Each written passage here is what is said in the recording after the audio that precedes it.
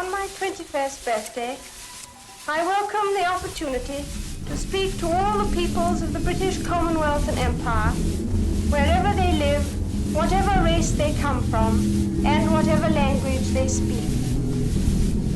Let me begin by saying thank you to all the thousands of kind people who have sent me messages of goodwill. This is a happy day for me, but it is also one that brings serious thoughts. Thoughts of life looming ahead, with all its challenges and with all its opportunity. At such a time, it is a great help to know that there are multitudes of friends all around the world who are thinking of me and who wish me well.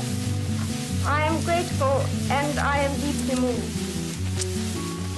As I speak to you today from Cape Town, I am 6,000 miles from the country where I was born. But I am certainly not 6,000 miles from home. Everywhere I have traveled in these lovely lands of South Africa and Rhodesia, my parents, my sister and I have been taken to the heart of their people and made to feel that we are just as much at home here as if we had lived among them all our lives. That is the great privilege belonging to our place in the worldwide Commonwealth, that there are homes ready to welcome us in every continent of the earth. Before I am much older, I hope I shall come to know many of them. Although there is none of my father's subjects, from the oldest to the youngest, whom I do not wish to greet, I am thinking especially today of all the young men and women who were born about the same time as myself and have grown up like me in terrible and glorious years of the Second World War. Will you, the youth of the British family of nations, let me speak on my birthday as your representative. Now that we are coming to manhood and womanhood, it is surely a great joy to us all to think that we shall be able to take some of the burden off the shoulders of our elders, who have fought and worked and suffered to protect our childhood. We must not be daunted by the anxieties and hardships that the war has left behind for every nation of our empire. We know that these things are the price we cheerfully undertook to pay for the high honor of standing alone 7 years ago in defense of the liberty of the world. Let us say with Rupert Brooke, now God be thanked, who has matched us with his eye. I am sure that you will see our difficulties, in the light that I see them, as the great opportunity for you and me. Most of you have read in the history books the proud saying of William Pitt, that England had saved herself by her exertions and would save Europe by her example. But in our time, we may say that the British Empire has saved the world first and has now to save itself after the battle is won. I think that is an even finer thing than was done in the days of Pitt. And it is for us who have grown up in these years of danger and glory to see that it is accomplished in the long years of peace that we all hope stretch ahead. If we all go forward together with an unwavering faith, a high courage and a quiet heart, we shall be able to make of this ancient Commonwealth, which we all love so dearly, an even grander thing, more free, more prosperous, more happy, and a more powerful influence for good in the world than it has been in the greatest days of our forefathers. To accomplish that, we must give nothing less than the whole of ourselves. There is a motto which has been borne by many of my ancestors, a noble motto, I serve. Those words were an inspiration to many bygone heirs to the throne when they made their knightly dedication as they came to manhood. I cannot do quite as they did, but through the inventions of science, I can do what was not possible for any of them. I can make my solemn act of dedication with the whole empire listening. I should like to make that dedication now. It is very simple. I declare before you all that my whole life, whether it be long or short, shall be devoted to your service and the service of our great imperial family to which we all belong. But I shall not have the strength to carry out this resolution alone, unless you join in it with me, as I now invite you to do. I know that your support will be unfailingly given. God help me to make good my vow, and God bless all of you who are willing to share in it.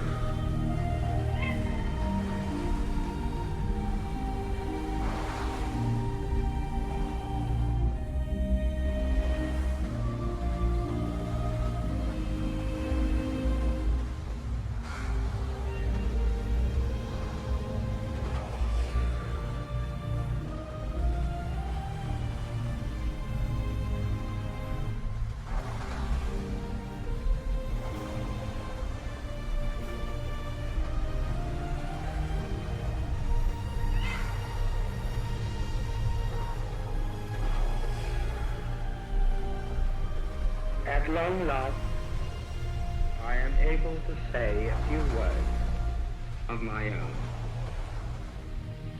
I have never wanted to withhold anything. But until now, it has not been constitutionally possible for me to speak. A few hours ago, I discharged my last duty as king and emperor. And now that I have been succeeded by my brother, the Duke of York, my first words must be to declare my allegiance to him. This I do with all my heart. You all know the reasons which have impelled me to renounce the throne. But I want you to understand that in making up my mind, I did not forget the country or the empire, which, as Prince of Wales and lately as king, I have for 25 years tried to serve.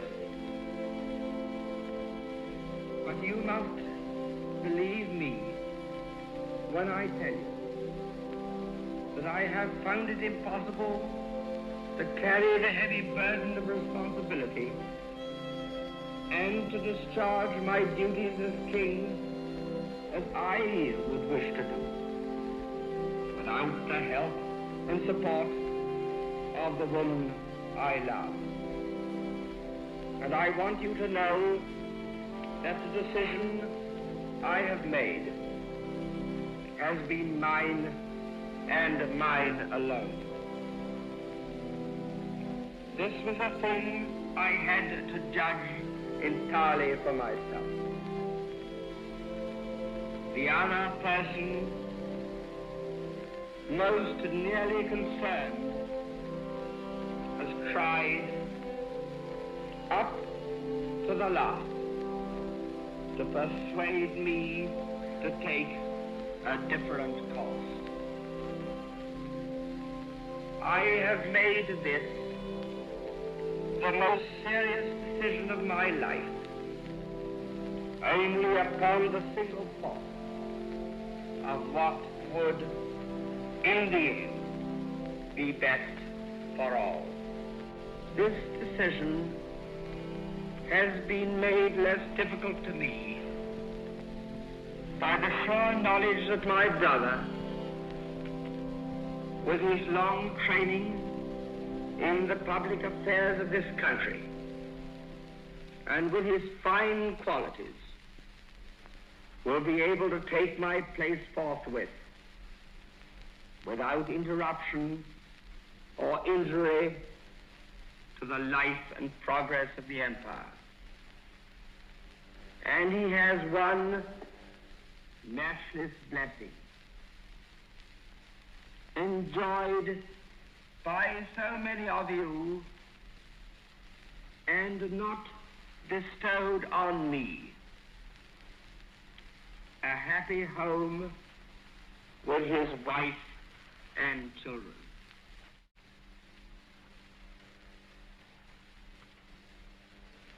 During these hard days, I have been comforted by Her Majesty, my mother, and by my family.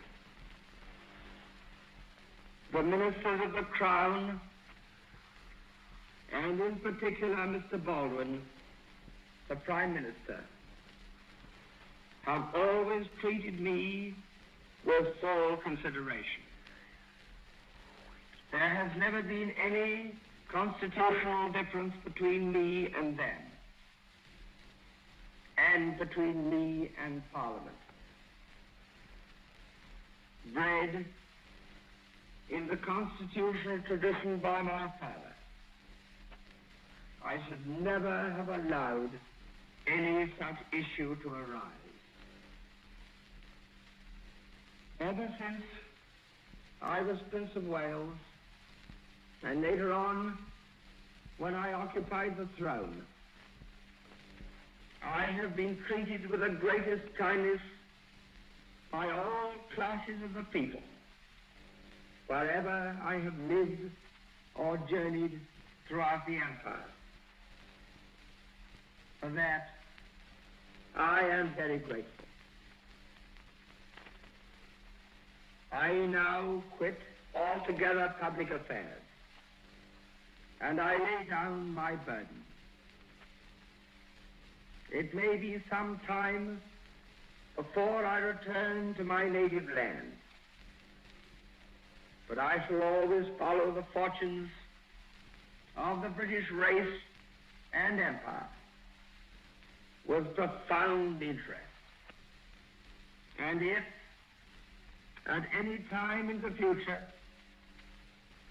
I can be found of service to His Majesty in a private station, I shall not fail. And now we all have a new king. I wish him and you, his people, happiness and prosperity with all my heart. God bless you all. God